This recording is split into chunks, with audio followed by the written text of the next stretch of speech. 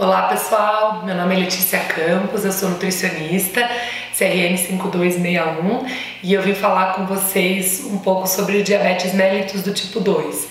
Nós estamos aí em novembro, que é o mês de prevenção e de tratamento, de promoção da prevenção e do tratamento do diabetes, e aí vim falar um pouquinho com vocês sobre algumas considerações dentro do diabetes tipo 2. Então, o primeiro ponto super importante, logo após o diagnóstico, é a gente pensar na perda de peso desses pacientes, lembrando que quanto antes a gente conseguir fazer uma intervenção, tanto de perda de peso quanto de adequação da alimentação, melhores são os resultados. Então, logo após o diagnóstico é o momento onde a gente mais consegue intervir dentro desse paciente, inclusive, dependendo da perda de peso, a gente consegue a reversão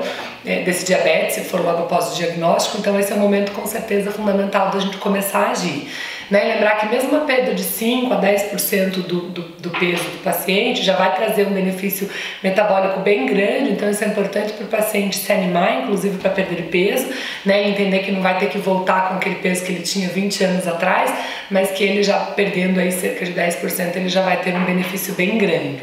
Então, para isso é importante que a gente pense num déficit de 500 a 1000 calorias por dia, isso vai ficar em torno de uma perda de peso de 500 gramas a 1 quilo por semana, então já seria uma perda de peso interessante para esse paciente. Lembrar sempre de padronizar bem esse consumo de carboidrato, organizar bem dentro das refeições ao longo do dia. A recomendação é que isso fique perto de 45% a 60% do valor energético total. É importante que ele não tenha um consumo tão grande por refeição, então em torno de 45 gramas, até no máximo 60 gramas de carboidrato por refeição, fica uma quantidade legal aí para se trabalhar. Sempre pensar em carboidratos de baixo índice glicêmico, para totalizar aí uma baixa carga glicêmica com esse conteúdo menor de carboidrato, e sempre com associação de proteína e de gordura junto. Lembrar essas proteínas de ser as opções mais magras, preferencialmente o peixe, a carne vermelha naquela redução de cerca de 2 vezes por semana, sempre lembrar das preparações grelhadas, assadas e cozidas, e associar também junto uma gordura de bom perfil, então a ideia da gordura que fique em até 30% do valor energético total, mas lembrar que muito mais importante do que a quantidade de gordura consumida é a qualidade. Então priorizar aí óleos que têm um grande conteúdo de gordura monoinsaturada e um baixo teor de gordura saturada.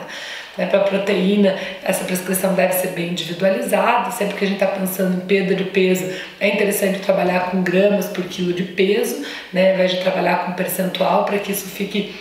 numa quantidade certa para esse paciente, perto de 0,8 a 1 grama de proteína por quilo de peso por dia, para a gente conseguir dar uma saciedade para esse paciente, para lembrar que dentro dessa perda de peso é interessante que ele não tenha uma perda de massa muscular junto. Então essas são algumas das considerações importantes para esse paciente diabético tipo 2. Sempre lembrar que além da gente retirar os alimentos que são prejudiciais, a gente deve incentivar muito os alimentos que são muito ricos em antioxidantes e que podem contribuir para a prevenção de complicações também. Dentro disso a gente tem as verduras como uma excelente fonte aí de todos esses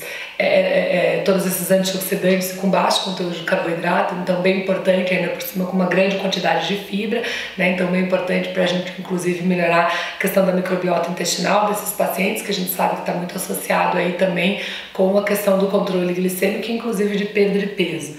Dentro de todos os padrões de dieta, o que parece ser mais interessante para esses indivíduos com diabetes tipo 2 ainda parece ser a dieta do Mediterrâneo, então tanto em números de benefícios, com redução de hemoglobina glicada, de pressão arterial,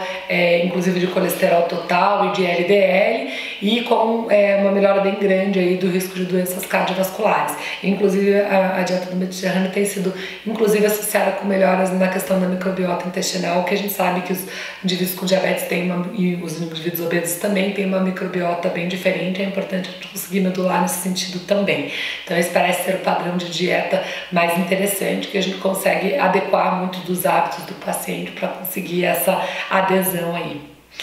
Certo? Então nos vemos em breve.